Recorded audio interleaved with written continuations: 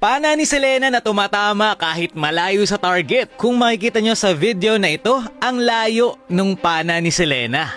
Pero tinamaan pa rin si Lux. Sa live nga nangyari ito at talaga namang gulat na gulat si Lux. Hindi nag-reset yung ano ba? Yung pana! Oh my gosh!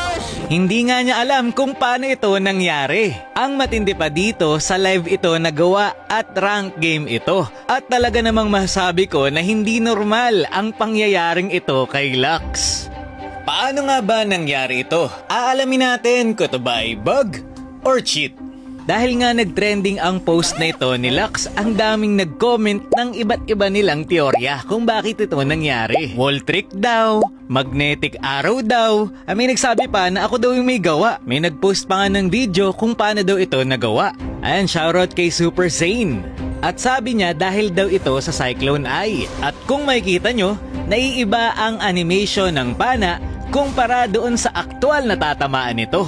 Kagaya nung nandito sa video. Dahil sa Cyclone Eye, akala mo hindi tatama yung pana, pero tatama pala. Pero sobrang hirap nitong i-timing at kailangan talaga ng practice at meron pang isang problema. Kung mapapansin nyo, sa top nangyari yung video at wala namang Cyclone Eye dun. After tumama nung pana, nakapag-flicker in pa nga yung Selena. Ibig sabihin, hindi siya nag-flicker after niyang makuha yung Cyclone Eye kagaya nito.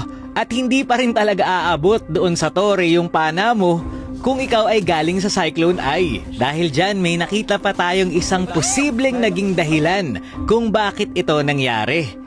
Nandiyan yung Matilda nung kalaban. So sabi sa comment section, sumakay daw yung Selena sa Matilda tapos saka gumamit ng Cyclone Eye at napatamaan si Leslie. Para malaman ang katotohanan, nagtawag na ako ng mga expert at isa na dito si Lowlight. Kilala sa kanyang malulupit na pana kay Selena na nang mamagnet talaga. At tinry namin yung Matilda plus Cyclone Eye combo kung posible ba talagang magawa.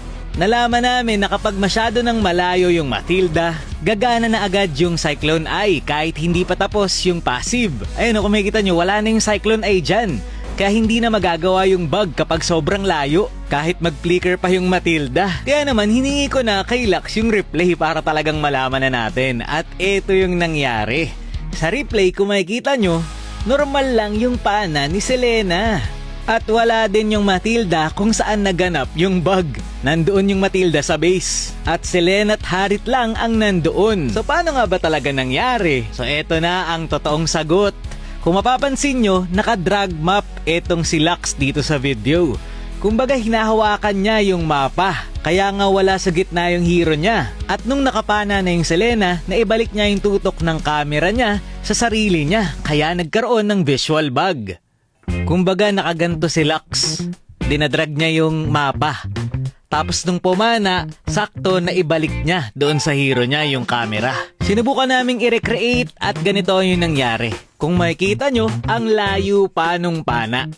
Pero tumama na agad sa akin. Nandyan pa lang yung pana, pero sa pool agad ako. Kumbaga yung animation ay naiba. Hindi man namin 100% na recreate, pero yun ang pinakamadaling sagot kung bakit ito nangyari. Visual bug dahil sa drag map. Pero kung gusto mong matuto ng magnetic pana, manood ka na lang kay Lowlights. Matututo ka pa nang hindi gumagamit ng bug. At shoutout na rin kay Exum sa pagsama sa amin sa videong ito.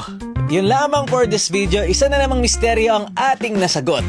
Maraming salamat sa panonood and to God be the glory.